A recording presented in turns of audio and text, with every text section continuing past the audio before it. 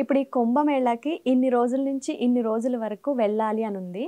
నాకు కుదరక లేకపోతే ఇంత జనతాకిడికి నేను భయపడి ఇవి అయిపోయాక వెళ్ళినా నాకు అలాంటి ఫలితమే దక్కుతుందా? మామూలు మురిగిపోతుంది, హ్మ్. ఒంటి మురిగిపోతుంది. అదే జనరల్గా మా నార్మల్ టైంలో ఉండేటువంటి శక్తి వస్తుంది.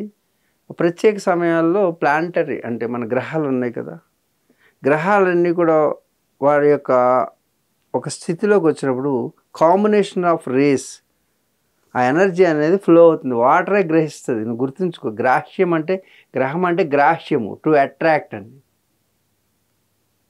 మన పదాలు ఎంత గొప్పవో చూడు. ఆ గ్రహించే శక్తి వాటర్ మాలిక్యూల్స్కే ఉంటుంది, వాటర్ బాడీస్కే ఉంటుంది. అందుకే మనం ఎవరైనా చెప్పించాలన్నా వాటర్ బాడీతో చెప్పిస్తాం. మంత్రాన్ని వాటర్ బాడీ గ్రహించి ఇలా అనగానే వెంటనే మేనిఫెస్ట్ అవుతుంది. మన పూర్వీకులు కూడా ఋషులు చూడేలా నీళ్ళు చల్లుతారు. ఇప్పుడు కూడా ఏదైనా శుద్ధి చేయాలంటే నీళ్ళు చల్లుతాం. అంటే వాటర్ బాడీస్లోని ఎనర్జీ నిక్షిప్తం అవుతుందనే సంగతి అంటే సౌండ్ని గ్రహిస్తాయి అన్నమాట. నువ్వు ఈ వాటర్ బాటిల్ ఉందమ్మా, రేపు నుంచి నువ్వేం చేస్తావంటే ఇదంతా రేపు రాబోతుంది. నేను యోగాన్ని ప్రాక్టీస్ చేస్తాను అందరి చేత. ఓకే. రేపు రాబోయే రోజుల్లో ఈ వాటర్కి శరీరానికి ఉన్నటువంటిది ఈ మంత్రశక్తిని ఎలా నిక్షిప్తం చేయాలి వాటర్లో. రోజు నీ వాటర్లో నువ్వు మంత్రం చెప్తాను, ఆ మంత్రంతో ఇలా రోజు చెప్పి తాగేవనుకో ఒక రోగం పోతుంది. అది ఎలా అంటే ఇదంతా మూఢనమ్మకం అనకూడదు. ఎస్, మూఢనమ్మకమే. ఎప్పటి వరకు నువ్వు మూడు అవుతావో దాని వెనకున్న రీజన్ తెలియదు, అప్పటి వరకు మూఢనమ్మకమే. రీజన్ తెలిసిన తర్వాత, ప్రయోగానికి నిలిచిన తర్వాత, ప్రయోగం ద్వారా నిరూపించిన తర్వాత ఇది నమ్మకం అవుతుంది. ఎప్పటి వరకు దానికి వెనక లాజిక్ నీకు అర్థం కాదో అప్పుడు అది మూఢనమ్మకం అవుతుంది. ఇప్పుడు నువ్వు చెప్పినవన్నీ మూఢనమ్మకాలే. ఎప్పటి వరకు? నేను చెప్పనంత వరకు. నేను తెలుసుకున్నాను కాబట్టి అది నమ్మకం అవుతుంది. నీకు మూఢనమ్మకమే, నీకు తెలియదు కాబట్టి. ఇప్పుడు నీళ్ళు మంత్రశక్తి ఎలా అవుతుందంటే వాటర్ మాలిక్యూల్స్ ఒక ప్రయోగం ఉన్నది. దాన్ని రోజు మంత్రం చెప్తే స్పందిస్తాయి, అలైన్మెంట్ మారుతుంటుంది. అందుకే మనకి పూజ చేసేటప్పుడు ఆచమ్యా కేశవాయ స్వాహ, మాధవాయ స్వాహ, గోవిందాయ స్వాహ, నారాయణాయ స్వాహ అని మంత్రం చదువుతాం. ఇక్కడ వేసినటువంటి నీళ్ళ యొక్క పరిధిని బట్టి ఈ మంత్రం యొక్క ఎనర్జీ ఫీల్డ్ మాలిక్యూల్స్ని అలైన్మెంట్ చేస్తుంది. అలైన్మెంట్స్ చేసి తాగిన తర్వాత ఈ అలైన్మెంట్ క్వాంటమ్ థియరీ మీకు అర్థమవుతుందో? సైన్స్ అర్థమవుతుందండి, చెప్పండి. క్వాంటమ్ థియరీ అంటే కొన్ని ఇప్పుడు ఒక బ్యాక్టీరియా ఒకటి నీలో ప్రవేశపెట్టానుకో, అది 1 2 అవుతుంది, 2 4 అవుతుంది, 4 8 అవుతుంది, 8 16 అవుతుంది. ఇప్పుడు నువ్వు బిడ్డగా తయారవనుకో, ఒకే కణం లోపల ప్రవేశించి అది రోజుకి ఒక రోజులను 2 4 4 8 8 32 8 16 16 32 ఇలా మారిపోతూ బిడ్డగా తయారవుతుంది. ఒక రోజులోనే బోల్డ్ మార్పు వచ్చేస్తుంది శరీరంలో. ఒక్క కణం. దాంట్లో ముక్కు ఉంటుంది, కళ్ళు ఉంటుంది, ముక్కు 2 బెజ్జాలు ఉంటాయి, మధ్యలో గోడ ఉంటుంది, కన్ను ఉంటుంది, ఆ కన్నుకి కన్నురెప్పలు ఉంటుంది, కనుబొమ్మలు ఉంటాయి, కన్నురెప్పలు ఉంటాయి, కన్ను రెప్పలకి ఈ వెంట్రుకలు ఉంటాయి, నల్లగుడ్డు తెల్లగుడ్డు, పళ్ళు 16 32 అరేంజ్మెంట్స్. ముందు ఈ పళ్ళు కోరగాను, ఈ పళ్ళు పలచగాను, ఈ పళ్ళు వెనక దంతాలుగా. ఒక్క దాంట్లో ఇన్ని అలైన్మెంట్ ఎలాగైతే జరుగుతుందో అలాగే క్వాంటమ్ థియరీ ప్రకారం, క్వాంటమ్ ఫిజిక్స్ అంటారు, క్వాంటమ్ ఫిజిక్స్ ప్రకారం ఈ నీళ్లు తాగితే వాళ్ళు అనుకున్నారు మూఢనమ్మకం అని. నీళ్ళే కదా అంటారు. నీళ్ళు కాదు అవి, హైడ్రోజన్ బాంబ్. అది ఏంటి? Hydrogen bomb. నీళ్ళు ఏమంటారు? సైంటిఫిక్ వాల్యుయేషన్ ఏంటి? H2O అని. H2ఏనా? ఓకే. H2 అంటే ఏంటి? 2 molecules of hydrogen. Okay. O stands for oxygen. 1 molecule of oxygen. Oxygen ఏం చేస్తుంది? హైడ్రోజన్ ఏమవుతుంది? బ్లాస్ట్ అవుతుంది, ఫైర్. ఆక్సిజన్ ఏం చేస్తుంది? ఫైర్ని రైస్ చేస్తుంది. ఒకటి ఫైర్ చేస్తుంది, ఒకటి ఫైర్ని రైస్ చేస్తుంది. ఈ 2 గుణాలను కలిపేస్తే నీరు అయిపోతుంది. చూడు, ఆపోజిట్. మరి ఇది సైన్స్ అయినప్పుడు మేము చెప్పే మంత్రాన్ని ఎప్పుడైనా నువ్వు రీసెర్చ్ చేసావా? ఇది నీళ్ళే కదండి, మీరు మంట అంటారేంటి, హైడ్రోజన్ బాంబు అంటారేంటి అని నువ్వు అనొచ్చు. నీళ్ళండి, అది మంటని ఎలా అంటారు? 2 విడదీస్తే పెద్ద విస్ఫోటం జరుగుతుంది. మరి దాంట్లో కనబడుతుందా మంట? లేదనడానికి ఎలాగ అంటాడు సైంటిస్టు?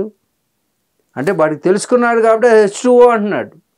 అలాగే ఆధ్యాత్మిక దైవశక్తిని గురించి, దైవం గురించి, ఈ నమ్మకాల గురించి రీసెర్చ్ చేసి నువ్వు తెలుసుకుని అప్పుడు మాట్లాడాలి. అప్పటి వరకు నువ్వు చెప్పిన మూఢనమ్మకం కూడా మూఢనమ్మకమే. ఏంటి, నువ్వు మూఢనమ్మకం అనేది కూడా ఒక మూఢనమ్మకం. There is no reason for it. Why you are saying? Do you know about the నమ్మకం?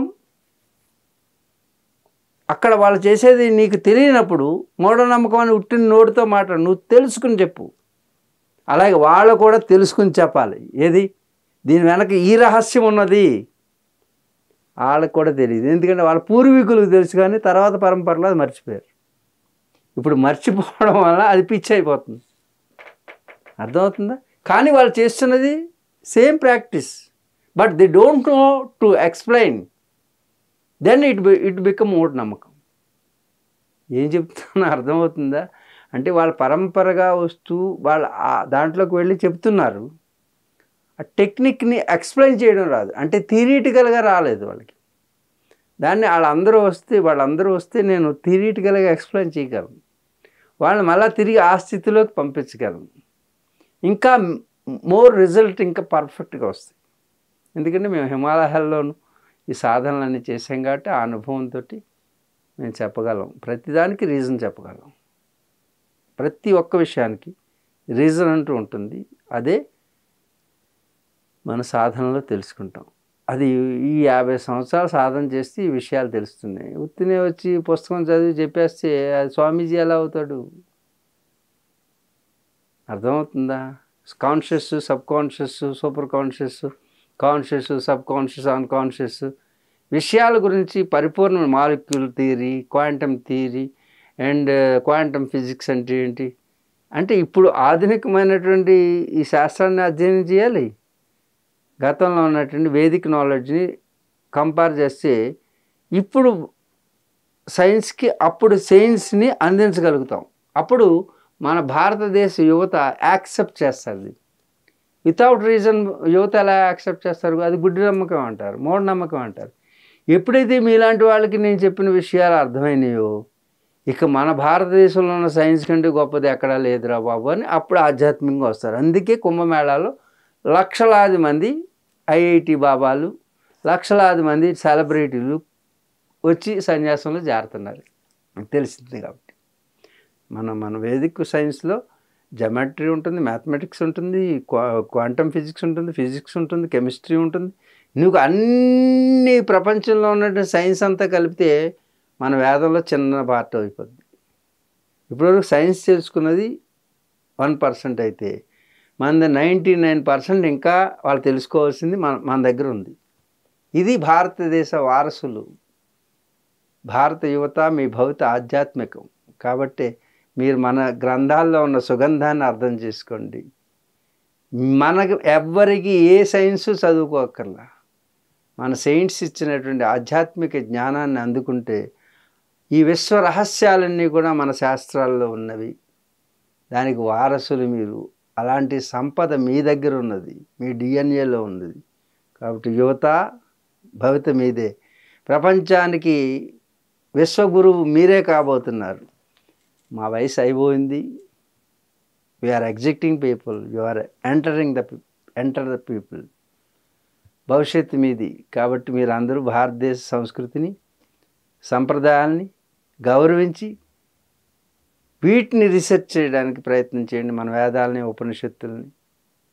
మీలో అపారమైన జ్ఞానం ఉంది.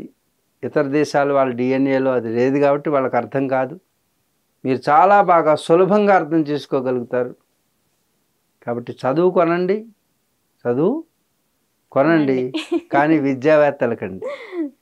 చదువు జీతాన్ని ఇస్తే విద్య జీవితాన్ని ఇస్తుందని చెప్తుంటాం. జీతం కోసం చదవండి, జీవితం కోసం విద్యావంతులు కండి, విశ్వగురువులుగా కండి. దేశ భవిత మీదే. యువత మేలుకో.